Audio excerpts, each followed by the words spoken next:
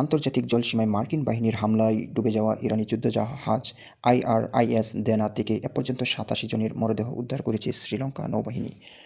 লঙ্কা নৌবাহিনীর বরাতে দিয়ে এক প্রতিবেদনে এই তথ্য জানিয়েছে বার্তা সংস্থা অ্যাসোসিয়েটেড প্রেস AP। শ্রীলঙ্কা নৌবাহিনীর কমান্ডার বুদ্দিকা সম্পাদ এক বিবৃতিতে জানান, উদ্ধারকারী দল যখন দুর্ঘটনাস্থলে পৌঁছায় তখন সেখানে জাহাজের কোনো চিহ্ন ছিল না। চারদিকে শুধু তেলের স্তর আর লাইফ র্যাফট ভাসতে দেখা গেছে।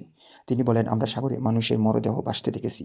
এর আগে জানানো হয়েছিল জাহাজটি থেকে উদ্ধার হওয়া 32 জনকে হাসপাতালে ভর্তি করা হয়েছে।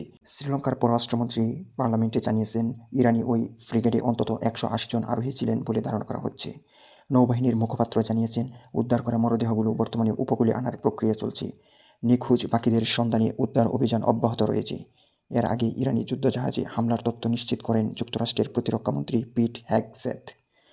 তিনি বলেন, আন্তর্জাতিক জলসীমায় থাকা একটি ইরানি যুদ্ধজাহাজকে লক্ষ্য করে টর্পেডো হামলা চালানো হয়েছে। আমরা ইরানি যুদ্ধজাহাজকে ডুবিয়ে দিয়েছি। সেটি আন্তর্জাতিক জলসীমায় নিজেকে নিরাপদ মনে করেছিল।